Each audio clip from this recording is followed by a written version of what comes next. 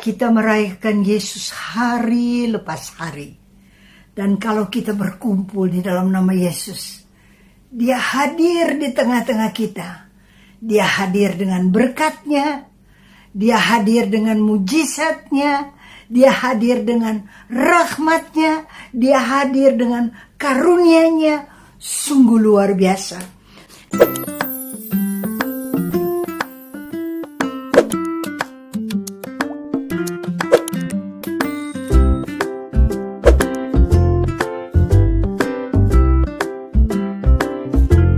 Dan yang pertama kita bahas adalah iman.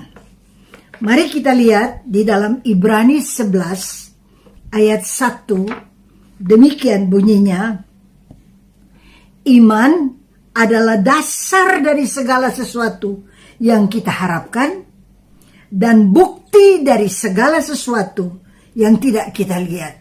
Bayangkan dasar dari segala sesuatu yang kita harapkan dan bukti dari apa yang kita belum lihat. Itu luar biasa. Kalau kita punya iman, itu anugerah besar, rahmat besar yang Tuhan curahkan kepada kita. Belum kita lihat, kita sudah percaya.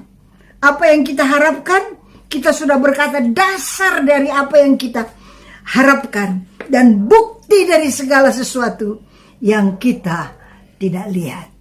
Terima kasih Tuhan untuk iman yang Engkau berikan kepada kami. Di dalam 1 Korintus 13 ayat 13, demikian bunyinya. Demikianlah ketiga hal ini, yaitu iman, pengharapan, dan kasih. Dan yang paling besar di antaranya ialah kasih. Tuhan tinggalkan kepada kita iman, pengharapan, dan kasih. Kalau kita beriman, itu sesuatu yang luar biasa. Lihat kalau orang beriman, sekalipun sulit keadaannya, dia berjalan tegar, teguh. Kalau orang punya pengharapan, sekalipun nampaknya gelap, tapi dia punya pengharapan. Karena Kristus adalah harapannya. Dan kalau ada kasih di dalam hati kita, sekalipun orang mengecewakan kita, sekalipun kita alami kesulitan, sekalipun kita lihat ada sesuatu yang terjadi yang sungguh menyakitkan hati, tapi kalau ada kasih, kasih itu membalut setiap luka yang ada di dalam hati. Kasih itu menyembuhkan. Dan orang yang punya kasih, nampak dari seluruh wajahnya bahwa kasih itu terpancar. Ada seorang perempuan yang mengalami 12 tahun pendarahan. Itu lama loh. Seorang perempuan 3 hari aja dia udah lemes. Biasanya seorang perempuan tiap bulan ada 3 hari dia mengalami pendarahan. Itu sudah lemes. Ini 12 tahun betapa lemesnya perempuan ini. Tapi dia punya iman.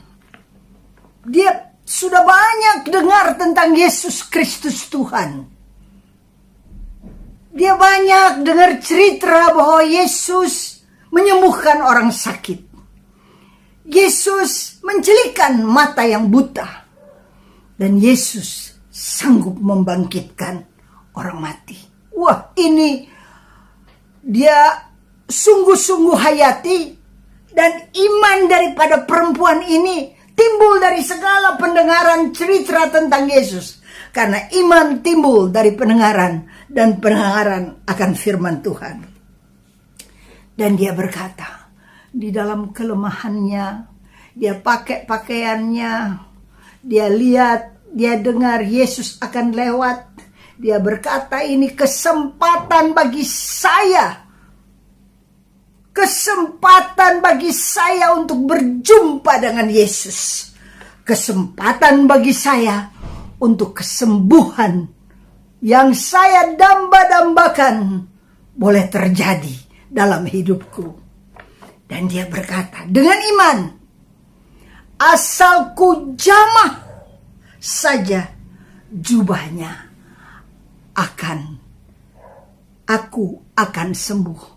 Dia nggak usah jamah tangan, dia nggak usah jamah pundak, dia nggak usah jamah hati daripada Tuhan, tapi dia berkata, asal ku jamah saja jubahnya. Menjamah jubahnya dia udah happy banget. Dan dia ucap dengan iman, maka aku akan sembuh. Biarlah pada malam hari ini kita punya iman seperti perempuan itu. Apapun masalah kita, apapun persoalan kita, kita mau jamah Tuhan di dalam doa. Kita mau jamah Tuhan di dalam pengharapan kita. Ada sesuatu yang kita bawa kepada Dia. Ada kesulitan yang kita bawa kepada Dia. Dan kita belajar. Pada saat kita dengar firman Tuhan, kita ulurkan tangan. Asal ku jamah jubahmu, aku akan sembuh.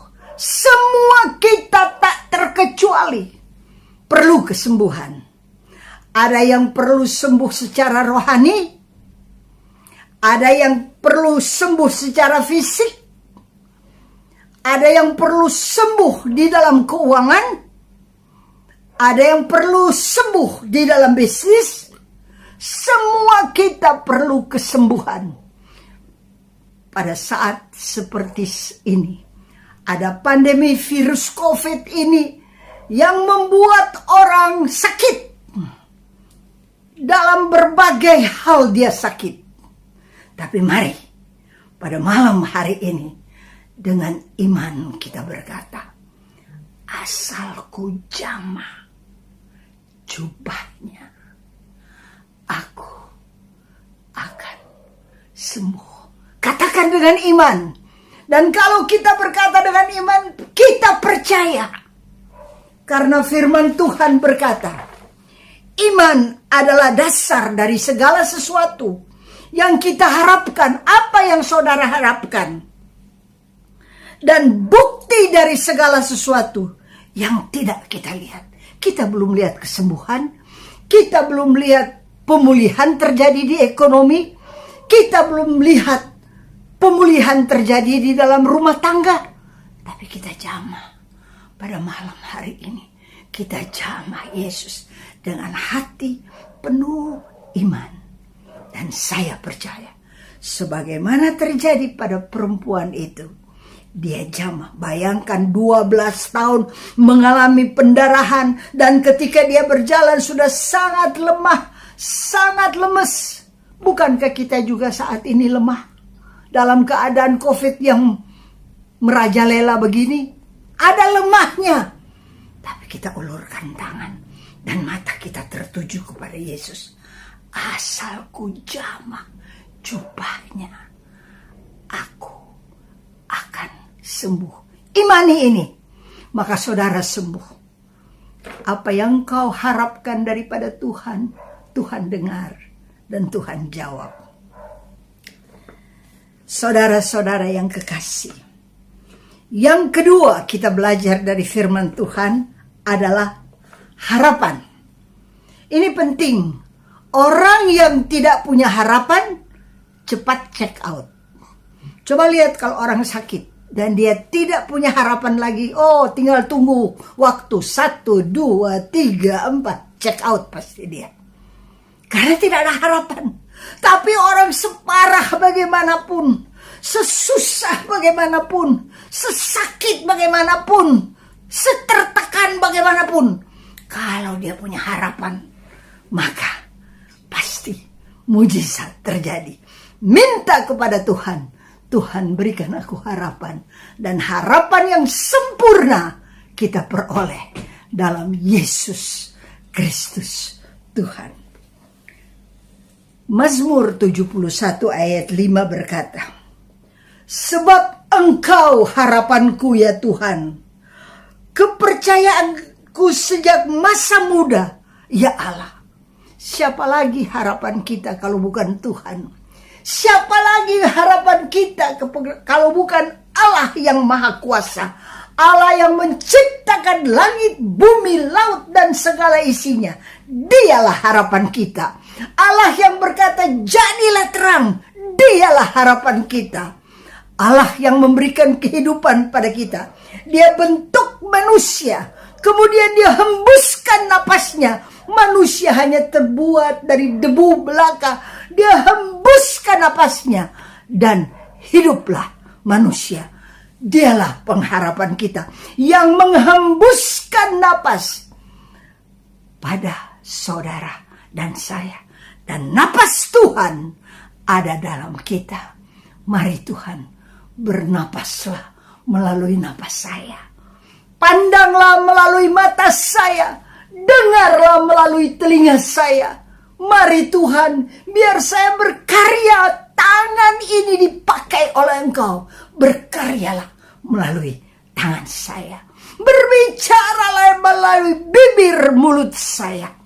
Kita minta pada Tuhan, biar harapan yang sempurna yang Tuhan berikan kepada kita, masa yang sulit seperti begini, satu-satunya yang bisa memberi pengharapan kepada kita adalah Yesus Kristus Tuhan dengan kuat kuasa Roh Kudus. Saudara dan saya perlu Roh Kudus, perlu pengharapan itu dalam Tuhan.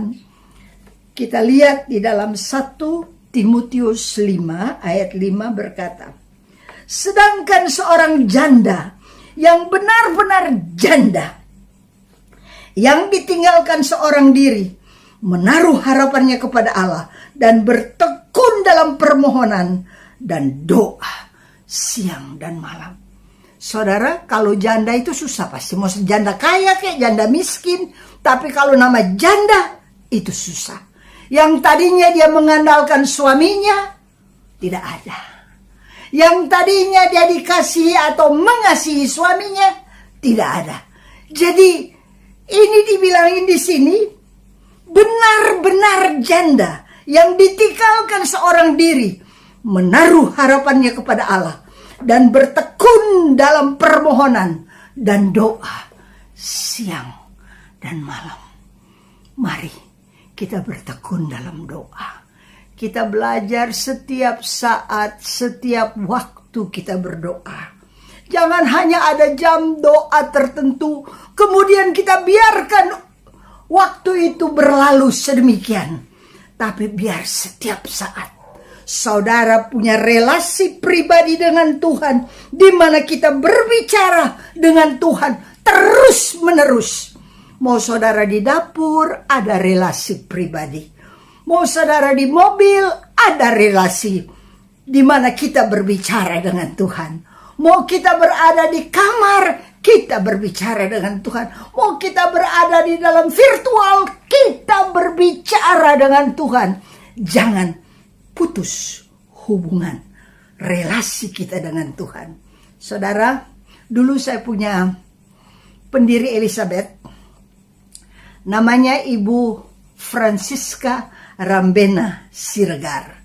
Dia suka berikan contoh ini, dan itu tertanam di dalam hati saya. Maka dia petik deh, kalau mau masuk dalam pengajaran, dia ambil aja, dia petik satu ranting dari tanaman. Dan tentu kalau ranting itu dipetik, sesudah beberapa lama, kalau apalagi nggak taruh di air, dia layu. Maka dia berkata, lihat, ini contoh kalau kita putus hubungan dengan Tuhan. Ketika berada di pokok, di tanaman di luar, ranting ini segar bugar. Tapi ketika saya petik dan saya biarkan dia dalam keadaan tidak tersambung dengan pokok yang benar, maka lihat, layulah.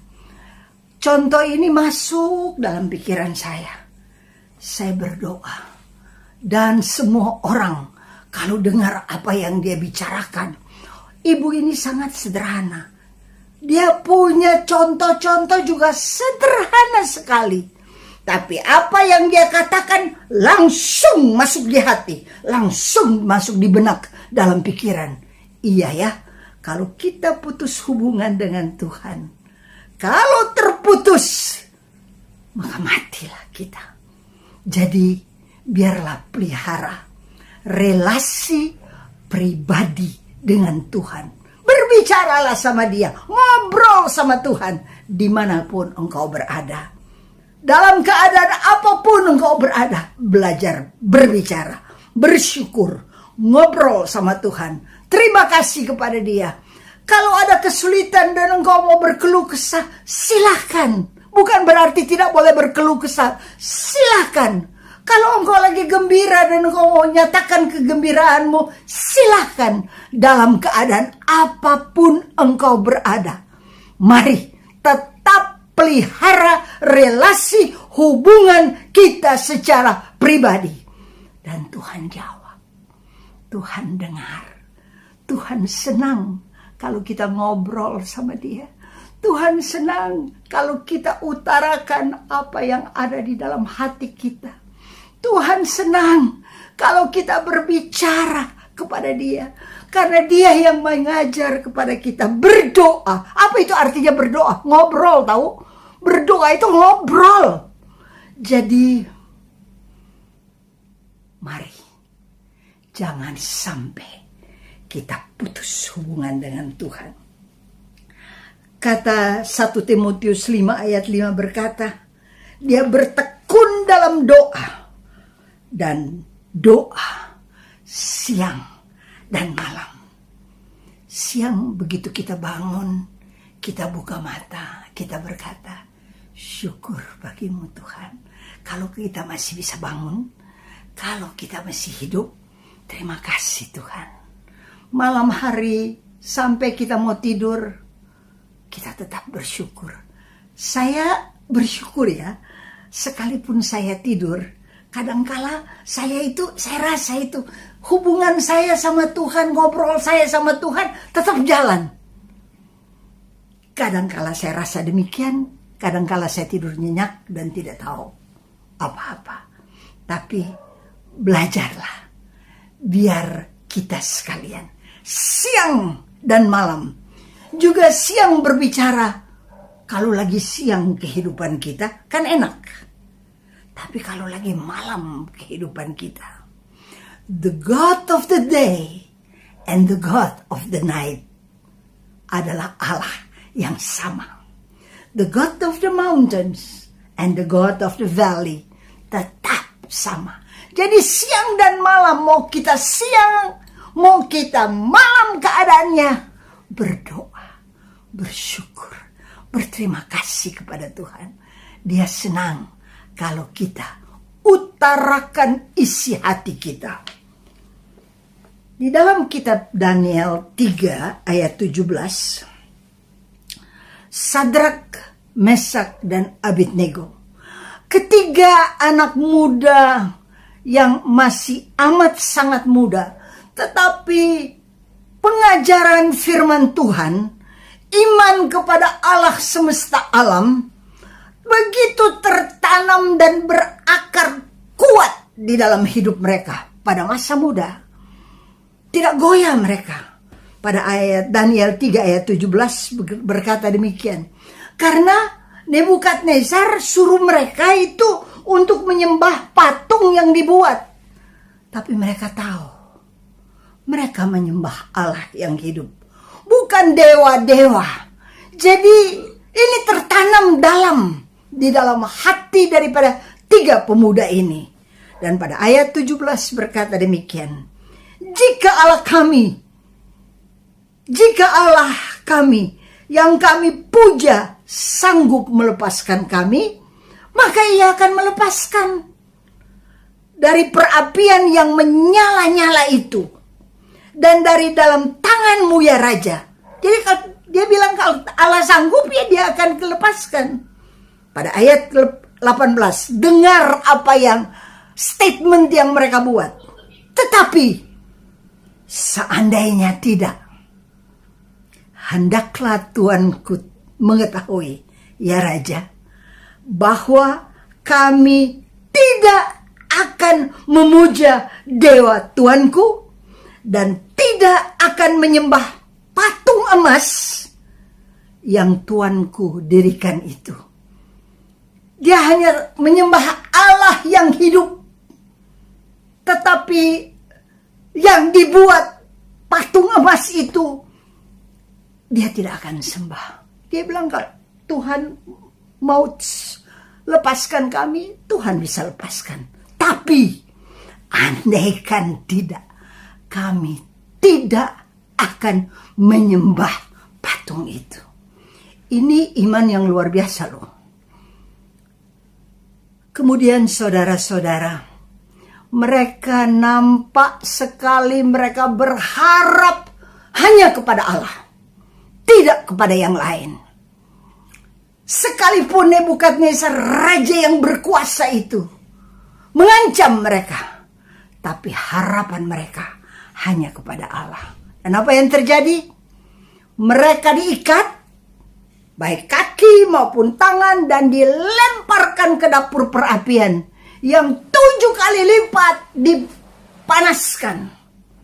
Orang yang melemparkan mereka ke dapur perapian itu terbakar saking panasnya.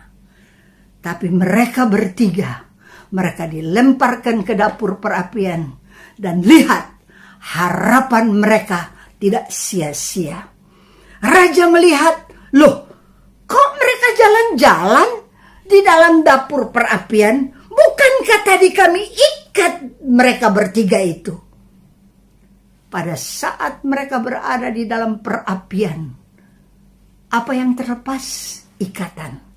Seringkali kita juga merasakan, kalau kita diuji di dalam perapian yang begitu panas, keterikatan kita dilepaskan. Karena apa yang dilihat oleh raja? Tadi 3 orang kami lepaskan di dalam dapur perapian. Sekarang kami lihat ada 4 orang. Kalau dalam bahasa Inggris dikatakan the Son of God, anak Allah. Tapi kalau dalam bahasa Indonesia dikatakan dewa, kami lihat dewa. Tidak, itu bukan dewa, tapi the Son of God. Jadi Yesus tidak tinggal di luar masalah dari dapur perapian itu, tapi Yesus masuk menemani mereka, tinggal bersama-sama dengan mereka, lepaskan mereka dari segala ikatan, dan mereka bebas. Harapan mereka pada Allah yang hidup tidak sia-sia. Ketahuilah, saudara-saudara yang kekasih, harapan saudara dalam Yesus Kristus Tuhan tidak sia-sia.